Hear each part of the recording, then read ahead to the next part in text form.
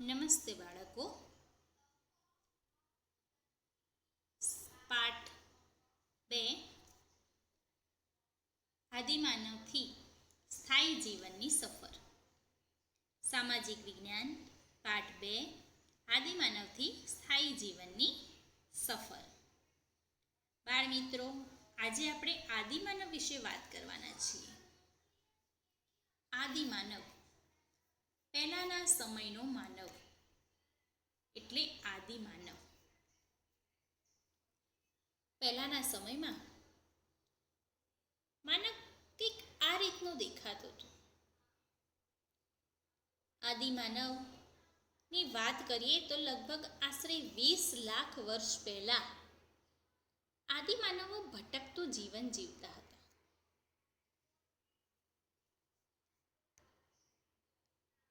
આદિમાનવ શિકાર કરતો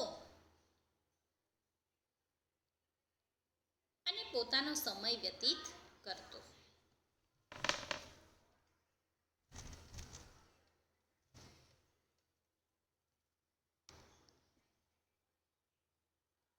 શિકાર કરવો અને એકઠું કરવું, હન્ટર એન્ડ ગેધરર્સ, આ એ આદિમાનવની જીવનશૈલી હતી. પ્રાણીઓ, માછલીઓ, પક્ષીઓનો શિકાર કરવો, કંદમૂળ અને ફળોનો ખોરાક તરીકે ઉપયોગ કરવો. પ્રાણી તેમજ કંદમૂળ અને ફળો તે તેનો આહાર હતો. શિકાર કરી જ્યાં પ્રાણીઓ પક્ષીઓ મળે ત્યાં એ જતો અને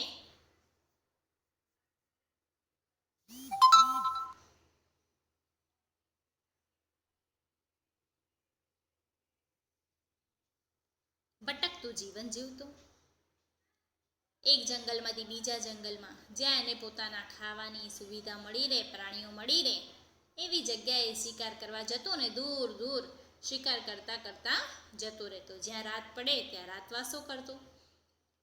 ગુફાઓમાં રહેવાનું વધારે પસંદ કરતો, કારણ કે ઠંડી, ગરમી, વરસાદ એના કારણે એને રહેઠાણના જરૂર પડવા લાગી. આદિમાનવનું જીવન બાળ મિત્રો કંઈ સરળ નહોતું. જંગલી પ્રાણીઓનો હુમલો, આપણે બધા જાણીએ છીએ જંગલમાં કેવા ખૂંખાર અને હિંસક પ્રાણીઓ હોય છે. એ પ્રાણીઓની શિકાર કરવો એ કંઈ જેવી તેવી વાત હોતી નથી. એનું જીવન સરળ નહોતું. એને બીજો કંઈ ખ્યાલ પણ નહોતો. એ પેટ ભરવા માટે બસ આ પ્રાણીઓને મારતો અને કાચું ને કાચું એ ખાતો. જંગલી પ્રાણીઓ ઘણી વખત એના પર હુમલો પણ કરી દેતા. આવામાં ઘણા લોકો મરી પણ જતા. કયા ફળો ખાવા, કઈ વનસ્પતિ ખાવી એનું પણ એને જ્ઞાન હતું નહીં. ઘણી વખત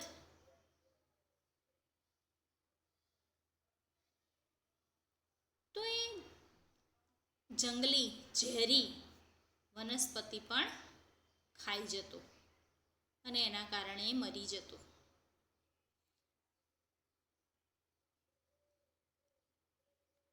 પ્રાણીઓને મારવા માટે એ પ્રાણીઓના હાડકાં કે લાકડા કે પથ્થરોનો ઉપયોગ કરી અને હથિયારો બનાવતો.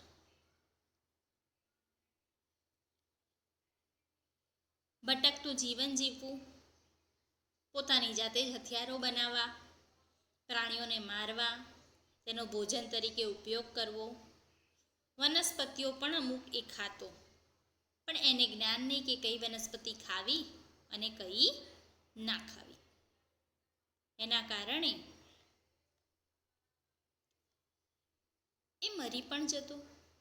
ઘણા ઠંડી, ગરમી અને વાતાવરણના કારણે પણ મરી જતા. આમ એમનું જીવન ખૂબ કષ્ટદાયક અને સહેલું, સરળ હતું નહીં. પ્રાણીઓની શોધમાં તે ભટકતું જીવન જીવતો. તો બાળ મિત્રો, આપણને એમ થાય કે ભારતના આદિમાનવના વસવાટ અને એની સ્થળો ક્યાં છે, કઈ રીતે એ રહેતો થયો, કઈ રીતે ક્યાં રહેવું, કેવી પરિસ્થિતિ સામે કઈ રીતે લડવું, આ બધું જ્ઞાન એને ક્યારે થયું હશે? તો પુરાતત્વશાસ્ત્રી, રોવનશાસ્ત્રીઓ અને ઇતિહાસકારો એ આપણા ભારતમાં જ આદિમાનવના વસવાટોના સ્થળો શોધ્યા છે. આદિમાનવ કઈ જગ્યાએ રહેતો? તો એ ગુફાઓમાં રહેતો. ગુફાઓમાં રહી અને પોતાનું રક્ષણ કરતો હિંસક પ્રાણીથી, ઠંડી, ગરમી અને વરસાદથી. આ ગુફાઓમાં એના વસવાટના સ્થળોમાં થી આપણને એના ઓજારોની માહિતી પણ આ પુરાતત્વશાસ્ત્ર અને ઇતિહાસકારોએ શોધી કાઢી છે. પથ્થર અને લાકડાના હથિયારો અને ઓજારોનો ઉપયોગ એ કરતો. ક્યારેક ક્યારેક એને મારેલા પ્રાણીઓના હાડકામાંથી પણ તે ઓજારો બનાવતો હતો.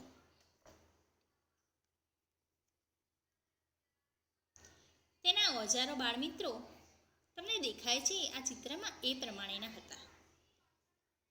શિકારી અને ભટકતું એ જીવન જીવતો. એક શિકારીનું જીવન એ જીવતો. માનવો પથ્થરોની ટેકનોલોજી સાથે સંકળાયેલો હોવાથી આ સમય પાષાણ યુગ કહેવામાં આવે છે.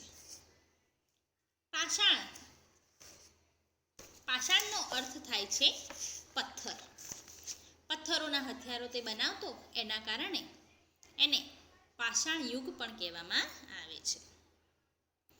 તો બાળમિત્રો આપણે વાત કરીએ કે ભારતમાં પાષાણકાલિક માનવ વસાવ હતો, ક્યાં ક્યાં હતી? તો એ આપણને આ નકશામાં દેખાય છે. બાળમિત્રો આ નકશામાં તમે જોઈ શકો છો ભારતમાં કઈ કઈ જગ્યાએ આદિમાનવોના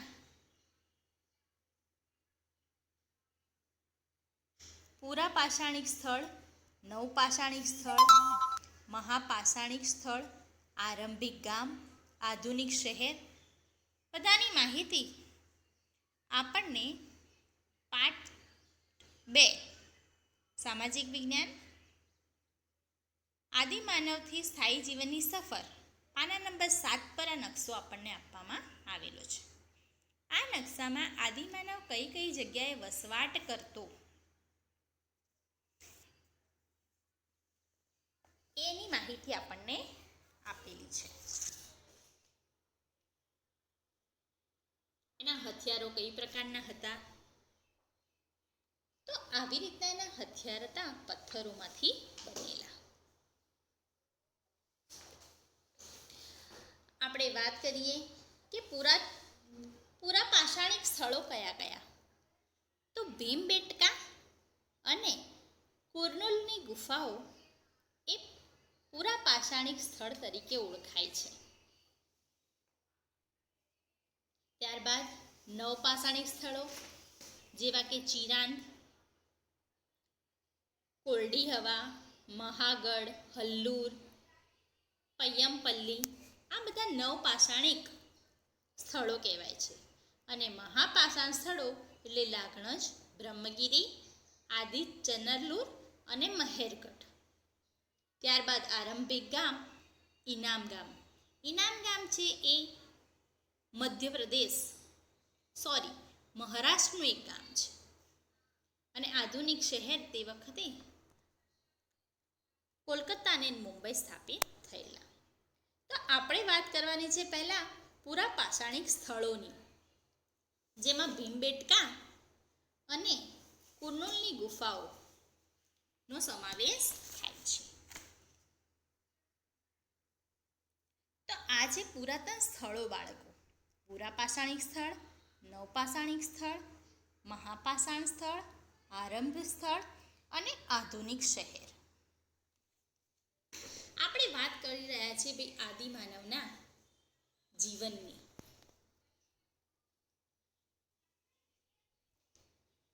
તો આદિમાનવના વસવાટના નકશામાં તમે જગ્યાઓ જોઈ તે ઘણી બધી જગ્યાએ તેમના વસવાટ હોવાના પુરાવા મળ્યા છે.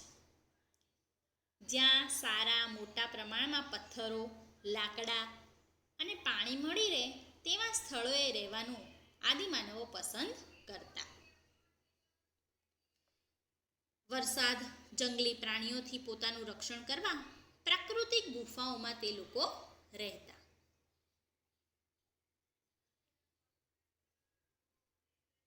શિકાર કરતા અને પોતાનો ખોરાક એ લોકો મેળવતા. આ આદિમાનવ તીર કામઠા વડે શિકાર કરતો, તીર પણ બનાવતો લાકડામાંથી, પથ્થરોમાંથી, અને પ્રાણીઓને મારીને ખાતો. વરસાદ, જંગલી પ્રાણીઓથી પોતાનું રક્ષણ કરવા તે પ્રાકૃતિક ગુફામાં રહેતો. મધ્યપ્રદેશ એટલે કે ભારતના મધ્યની વાત કરીએ તો જે વિંધ્યના પર્વતો છે એ વિંધ્યની પર્વતમાળામાં અનેક જગ્યાએ આદિમાનવો રહેતા હોય એવા પુરાવા મળી આવ્યા છે. ભીમબેટકા એટલે હાલ મધ્યપ્રદેશમાં આવેલી ભીમબેટકાની ગુફા, એમાં એના વસવાટના ઉત્તમ સ્થાનો મળી આવ્યા છે. બાળ મિત્રો, તમને આ ભીમબેટકાની ગુફામાં તેના દોરેલા ચિત્રો, પક્ષીઓના, હરણના, આવા ચિત્રો દોરેલા મળી આવ્યા છે. અને જે ચિત્રો પ્રાકૃતિક રંગો વડે દોરેલા છે. પ્રાકૃતિક રંગો એટલે બાળ મિત્રો જે વનસ્પતિમાંથી રંગો બને એને આપણે પ્રાકૃતિક રંગો તરીકે ઓળખીએ છીએ. આ રીતના ચિત્રો આ ભીમબેટકાની ગુફામાં મળી આવેલા છે. ભીમબેટકાની આ ગુફા છે એનું આ ચિત્ર છે. આ પ્રાકૃતિક રંગોથી એને સુંદર ચિત્ર બનાવેલા છે.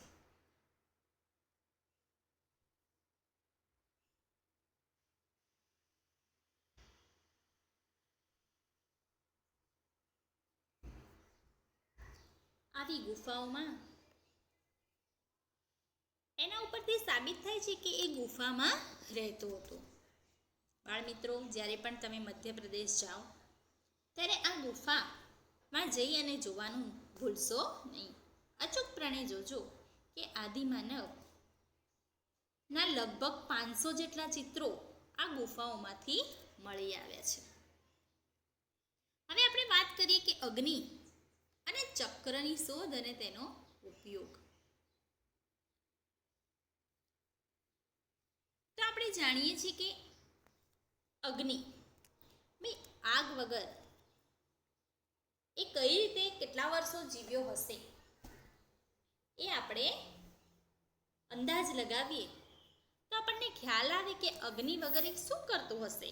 અત્યારે હાલના જમાનામાં આપણે અગ્નિ ના હોય તો આપણે કોઈ પણ ખોરાક રાંધી શકીએ નહીં, પકવી શકીએ નહીં, અને આપણે કાચું પણ ખાઈ શકીએ નહીં. તો કેટલી મુશ્કેલી પડી હશે એને કાચા પ્રાણીઓ ખાવામાં. ધીમે ધીમે અગ્નિની શોધે આ લગભગ દક્ષિણ ભારતની વાત કરીએ તો કુર્નુલમાં ગુફામાંથી રાખના અવશેષો મળ્યા છે. બાળ મિત્રો, દક્ષિણ ભારતના કુર્નુલમાં ગુફામાંથી રાખના અવશેષો મળ્યા છે જે અગ્નિથી પરિચિત હશે તે દર્શાવે છે. લગભગ 11,000 વર્ષ પહેલાં માનવી અગ્નિનો ઉપયોગ કરવા લાગ્યો હતો એવું ઇતિહાસકારો દ્વારા આપણને જાણવા મળ્યું છે. તમે જોઈ શકો છો આ ચિત્રમાં કે અગ્નિનો ઉપયોગ તેના જીવનમાં ક્રાંતિકારી પરિવર્તન લાવ્યો હશે.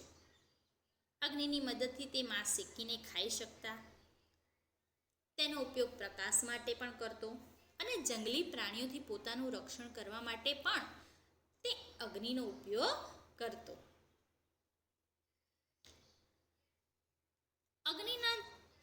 અગ્નિએ તેના જીવનમાં કઈ કઈ પ્રવૃત્તિમાં પરિવર્તન લાવ્યું હશે એ આપણે જોઈ શકીએ છીએ, કે જાણી શકીએ છીએ, સમજી પણ શકીએ છીએ કે અગ્નિ વગર તેના જીવનમાં અને અગ્નિ આવ્યા પછી તેના જીવનમાં શું ફરક પડ્યો હશે. તે પોતાનું રક્ષણ કરતો જંગલી પ્રાણીઓથી, માંસ શેકીને ખાઈ શકતો અને ગુફામાં અજવાળું કરવા માટે પણ એ અગ્નિનો ઉપયોગ કરતો થયો. આ વાત તો અગ્નિની કરી, એટલે અગ્નિની જે શોધ છે એ આપણે કહી શકીએ કે ક્રાંતિકારી શોધ કહેવાય, કે જેનાથી તેના જીવનમાં ખૂબ મોટું પરિવર્તન આવ્યું. અગ્નિની સાથે સાથે બાળ મિત્રો બીજી એક શોધ એને કરી, ચક્રની શોધ. ચક્ર એટલે શું બાળ મિત્રો? તો ચક્ર એટલે પૈડું. પૈડાની શોધ થતા તેના જીવનમાં ઘણા બધા પરિવર્તન આવ્યા હશે. એ પૈડું કેવી રીતે બનાવતું હશે? તો જાડા લાકડાના ઝાડનો જે થડ હોય એવા જાડા લાકડામાંથી તે ચક્ર બનાવતા શીખ્યો. તમને અહીંયા જે હું ચિત્ર બતાવી રહી છું બાળ મિત્રો, તે તમને દેખાય છે કે એ ચિત્ર ચક્રનું છે, અને એ ચિત્ર તમે ધ્યાનથી નિહાળશો તો તમને લાગશે કે ચિત્ર એ ઝાડના થડમાંથી બનાવેલું છે, એ તમને દેખાય છે. ધીમે ધીમે આ પૈડાના ઉપયોગના કારણે તે પ્રાણીઓ સાથે ગાડા જોડી પૈડા લગાવી અને ગાડી તરીકે એનો ઉપયોગ કરવા લાગ્યો હશે, એવો આપણે અંદાજ લગાવી શકીએ. પૈડાની શોધ થતાં એને ઘણો બધો ભારે સામાન એ ગાડી બનાવી અને એ એક જગ્યાએથી બીજી જગ્યાએ લઈ જઈ અને લાવી જઈ શકતો હશે. ખાસ તો આ પૈડું એને ખેતીના કામમાં ખૂબ ઉપયોગી નીવડ્યું. એની વાત આપણે કરીશું કે સ્થાયી જીવનની શરૂઆત થઈ ત્યારે આ ખેતીની શરૂઆત થઈ, એવું આપણે આગળ જોવાના છીએ. અત્યારે આપણે વાત કરીએ કે બદલાતું પર્યાવરણ. લગભગ 12,000 વર્ષ પહેલા આદિમાનવ ના જીવનમાં એક પ્રકારનું વાતાવરણમાં વ્યાપક પરિવર્તન આવ્યું. દુનિયાના અનેક ક્ષેત્રમાં તાપમાન વધવાથી વનસ્પતિને ઘાસના ક્ષેત્રો ઊભા થવા લાગ્યા.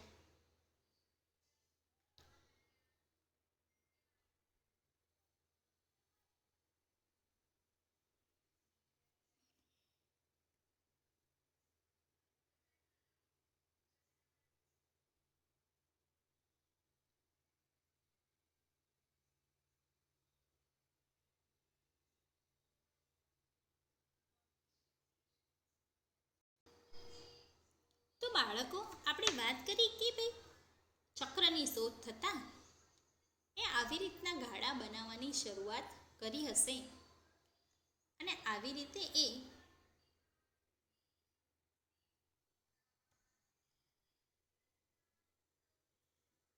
માલ સામાન લઈ જવા લાવવા માટે એનો ઉપયોગ કરતો હશે. આપણે વાત કરી રહ્યા છીએ કે પર્યાવરણ બદલાયું અને તાપમાનમાં વધારો થતાં વનસ્પતિ અને ઘાસ એ ઉગી નીકળ્યા. વનસ્પતિને ઘાસ ઉગી નીકળવાથી તેને ખાનારા તૃણાહારી પ્રાણીઓ પણ વધવા લાગ્યા. એના કારણે ઘાસ ઉગી નીકળવાથી તૃણાહારી પ્રાણી વધવા લાગ્યા, અને તેને આદિમાનવના જીવનમાં ચોક્કસ લાભ મળી ગયો. તેને હિંસક પ્રાણી કરતાં આ તૃણાહારી પ્રાણીઓનો શિકાર કરવામાં ખૂબ સરળતા રહેવા લાગી. જ્યાં ત્યાં ઘાસ અને વનસ્પતિ ઉગવા લાગ્યા એટલે પ્રાણીઓ તૃણાહારી વધવા લાગ્યા. તૃણાહારી પ્રાણીઓ હાથી છે, હરણ છે, આવા પ્રાણીઓ તેને મળવા લાગ્યા અને તે તેનો શિકાર કરવા લાગ્યા. તેનાથી એને હુમલાનો પણ બહુ ભય રહેતો નહીં. આવા પ્રાણીઓની રીતભાતથી તે અભ્યાસ કરવા લાગ્યો કે ભાઈ તૃણાહારી પ્રાણીઓ હિંસક નથી, એક અમને કોઈ હાનિ નથી પહોંચાડતા. આવી રીતની એ લોકો એનો રીતભાતનો અભ્યાસ કરવા લાગ્યા અને ધીમે ધીમે એમને ખબર પડી કે કયા પ્રાણીઓ હિંસક છે અને કયા પ્રાણીઓની સાથે આપણે જીવન જીવી શકીએ છીએ. તો વાતાવરણના પરિવર્તનને કારણે ઘાસ, વૃક્ષો, વનસ્પતિની સાથે સાથે ઘઉં, જવ અને અન્ય ધાન્યો પણ ઉગી નીકળ્યા. હવે આવા ધાન્યો ઉગી નીકળવાથી તે અનાજના સંપર્કમાં આવ્યો અને અનાજ એકત્રિત કરવા લાગ્યો. ધીમે ધીમે કુતૂહલવશ તેને સમજ પડવા લાગી કે આ અનાજના જે દાણા છે એને ઉગાડી પણ શકાય અને એમાંથી વધારે ઉગાડી અને આપણે એને ફરીથી વધારે ઉપયોગ પણ કરી શકીએ છીએ, સંગ્રહ રાખી શકીએ છીએ. ધીમે ધીમે કુતૂહલ વૃત્તિથી તે ધીમે ધીમે ખેતીની શરૂઆત કરવા લાગ્યો. ધાન્ય ઉગાડવા પથ્થરનો ઉપયોગ કરતો. તેની પાસે અત્યારના આધુનિક ઓજારો નહોતા. એ પથ્થરના ઓજારોથી એ ઉપયોગ કરવા લાગ્યો અને પથ્થરના ઓજારોનો ઉપયોગ કરી અને ખેતીમાં તેનો ઉપયોગ કરવા લાગ્યો. તે નદી કિનારાની આસપાસ ધાન્ય ઉગાડવા લાગ્યો. તેને ખબર પડવા લાગી કે પાકને ઉગાડવો જ કાફી નથી, એના પછી એને પાણીની પણ જરૂર પડે છે. એ નદી કિનારે જ એને વાવવા લાગ્યો. નદીની આસપાસ એ વાવેતર કરવા લાગ્યો. ત્યારબાદ તે ગારા અને માટીના તેમજ ઘાસનો ઉપયોગ કરી અને મકાન પણ બનાવવા લાગ્યો.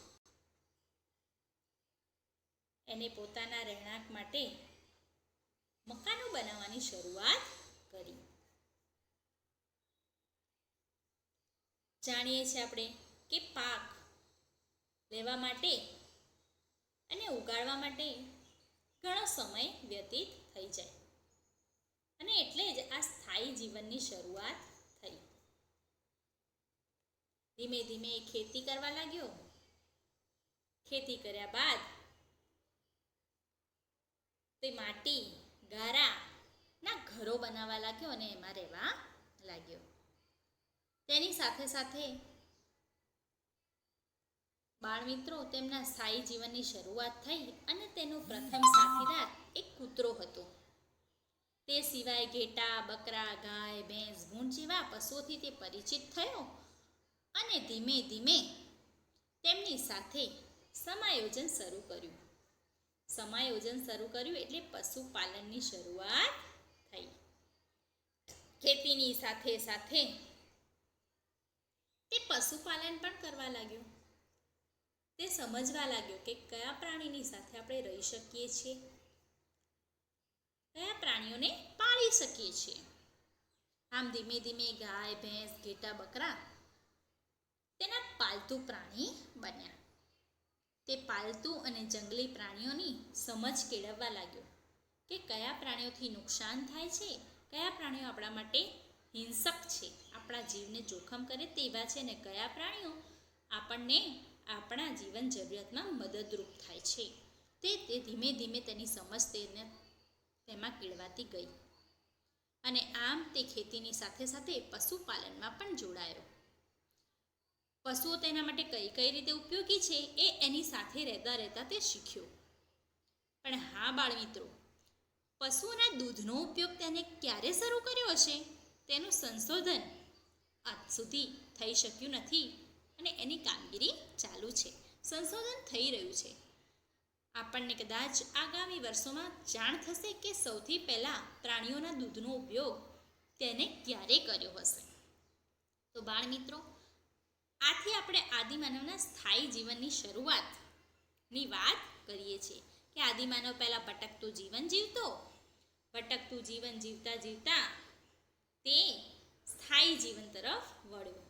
તેને ખબર પડવા માંડી કે કઈ રીતે મકાન બનાવવું, કેવા મકાનમાં રહેવું, મકાન કેવી રીતે બનશે, ખેતી કેવી રીતે થશે, ખેતી કર્યા પછી તેને કેવી રીતે સાચવવી, આ બધી જ એને ધીમે ધીમે સમજ પડવા લાગી. અને તેના જાત જાતના અને ભાત ભાતના હથિયારો દ્વારા તેની રીતે બનાવેલા, પોતે જાતે બનાવેલા હથિયારોથી તે ખેતી કરવા લાગ્યો, તેમજ પશુપાલન કરીને પોતાનું સ્થાયી જીવન શરૂ કરવા લાગ્યો. સ્થાયી જીવનની વાત કરીએ તો તેમાં ભોજન, રહેઠાણ અને પોશાકની વાત થાય છે. સ્થાયી જીવનમાં તેનો ખોરાક બદલાયો. સ્થાયી જીવનમાં તેનું જીવન જે હતું ભટકતું જીવન, એ સ્થાયી જીવનમાં પરિવર્તન થઈ ગયું. કૃષિ માટેના સ્થળો છોડી અને જઈ શકાતું નહીં. એને નિયમિત પાણી આપવું પડે, એટલે એ નદી કિનારે આસપાસ રહેવા લાગ્યો અને ખેતી કરવા લાગ્યો. પાક ઉગે પછી તેને કાપવો, તૈયાર થઈ જાય પછી કાપી અને તેમાંથી અનાજ કાઢવું, આ બધી એની કામગીરી પ્રક્રિયા શરૂ થઈ ગઈ. અને કૃષિની પ્રક્રિયાની સાથે ભારતમાં સ્થાયી જીવનની શરૂઆત થઈ. અનાજ કાઢ્યા બાદ તેને ભરવા અને સંગ્રહ કરવાની જરૂર પડતા તેને માટીના ઘડા બનાવવાની શરૂઆત કરી. માટીના વાસણો તે બનાવવા લાગ્યો. અત્યારે તો અવનવા આધુનિક માટીના વાસણો આવે છે, પણ આદિમાનવ જે માટીના વાસણો બનાવતો એ મોટા મોટા અનાજ ભરવા માટેના કોઠાર બનાવતો. પહેલાં તો એને નાના નાના કોઠારો બનાવવાની શરૂઆત કરી અને ત્યારબાદ વાસણો એ માટીના બનાવવા લાગ્યો. એટલે ભટકતા જીવનનો અંત આવ્યો અને તેમના ખોરાક, પોષણ અને રહેઠાણોમાં વ્યાપક પરિવર્તન આવ્યું. આદિમાનવ હવે ઘઉં, જવ અને પશુઓના માંસ ઉપરાંત માછલી અને પોતાની આસપાસ ઉગી નીકળતા એવા ફળોનો પણ ભોજન તરીકે ઉપયોગ કરવા લાગ્યો. ખેતી કરતા, મકાનમાં રહેતા, પથ્થરોના ઓજારો બનાવતા અને આ રીતે પોતાના સ્થાયી જીવનની તેમણે શરૂઆત કરી. ખેતી માટે ઓજારો જેવા કે ખુરપી, છીણી, દાતરડા પથ્થરોમાંથી બનાવવા લાગ્યા અને તેનો ઉપયોગ કરવા લાગ્યા.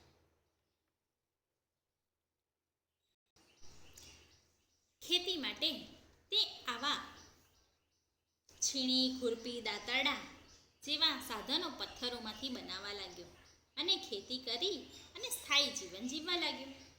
ભારતમાં જ્યાં જ્યાં આદિમાનવોના અવશેષો મળ્યા છે તે સ્થળોની આપણે વાત કરીએ તો બાળ મિત્રો, તે સ્થળો છે મહેરગઢ,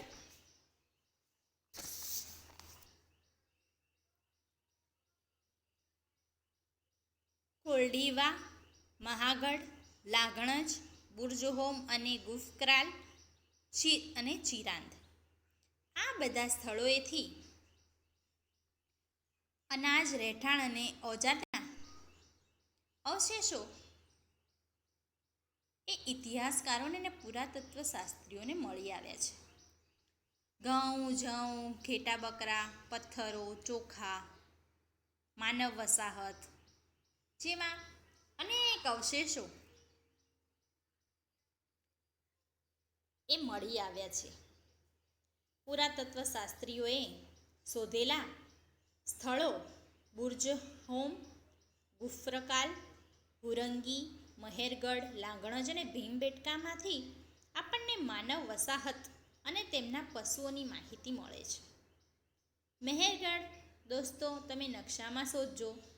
હાલ પાકિસ્તાનમાંથી મહેરગઢ નામનું સ્થળ મળી આવ્યું છે, જ્યાં ઘર અને ખેતીવાડીની માહિતી મળે છે. એવી જ રીતે બીજું સ્થળ છે ઇનામ ગામ, અને એ આવેલું છે મહારાષ્ટ્રમાં.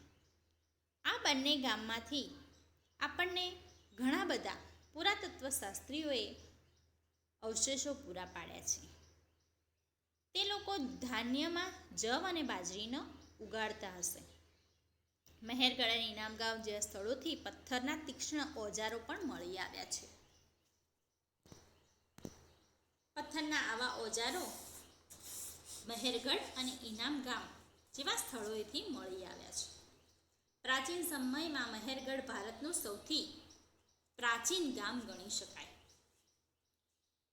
આપણે નકશામાં મહેરગઢ તમે જોશો તો મહેરગઢ ક્યાં આવેલું છે?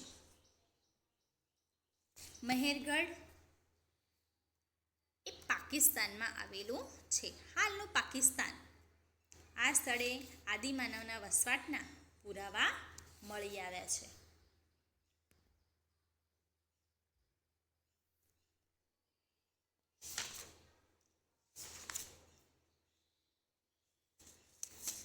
જે મહેરગઢમાં આપણને મકાનના અવશેષો મળ્યા છે,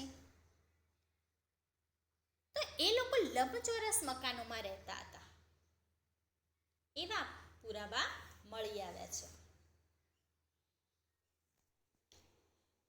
ત્યારબાદ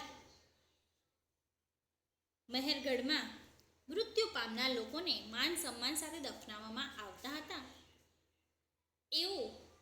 એવા પુરાવા આ પુરાતત્વ શાસ્ત્રીઓને મળ્યા છે.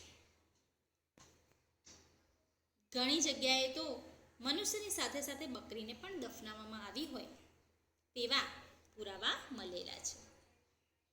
મહારાષ્ટ્રમાં ઇનામ ગામના સ્થળમાં બાળકોના મૃતદેહોના અવશેષો પણ મળ્યા છે, અને મહારાષ્ટ્રના ઇનામ ગામના લોકો ગોળ આકારના ઘરમાં રહેતા હશે તેવા પુરાવા મળેલા છે. ખેતીના પાકોમાં તે બાજરી અને જવનો ઉપયોગ કરતા હશે કે ઘઉં પકવતા હશે એવું પુરાવા ઇતિહાસકારો દ્વારા આપણને મળેલા છે. તો બાળમિત્રો, આપણે આ પાઠમાં જોયું કે આદિમાનવે ભટકતું જીવન જીવતો, શિકાર કરવા માટે પથ્થરના, હાડકાના અને લાકડાના હથિયારનો ઉપયોગ કરતો, ભીમબેટકા જેવી ગુફા મધ્યપ્રદેશમાંથી અને ઇનામ ગામ જેવું નગર એ મહારાષ્ટ્રમાંથી મળી આવ્યું છે. અને સ્થાયી જીવનની શરૂઆતમાં તે કૃષિ, પશુપાલન, અનાજ સંગ્રહ જેવા પ્રવૃત્તિઓ સાથે જોડાયો, અને તેના ભટકતા જીવનથી સ્થાયી જીવન સુધી એને કઈ કઈ તકલીફોમાંથી પસાર થઈ અને કઈ રીતે તેને વિવિધ પ્રકારના પ્રવૃત્તિઓમાં બદલાવ લાવી અને તેને કઈ રીતે પોતાનું જીવન કઠિન પરથી સરળ બનાવતો થયો એ આપણે આ પાઠમાં જોયું. બાળ દોસ્તો, આદિમાનવનું જીવન ખૂબ કષ્ટદાયક હતું, આસાન નહોતું. તેના હથિયારો બનાવવા, પશુઓથી બચવું, ખેતી કરવી, એના માટે એને ઘણી બધી મહેનત, પ્રયત્ન કર્યા. ત્યારે આપણે અત્યારે આધુનિક યુગમાં જીવીએ છીએ. તો બાળ મિત્રો, આપણે ધોરણ 6 બીજો આદિમાનવથી ભટકતા જીવનથી સ્થાયી જીવન સુધીની સફર આ પાઠમાં જોઈએ. નમસ્તે બાળકો.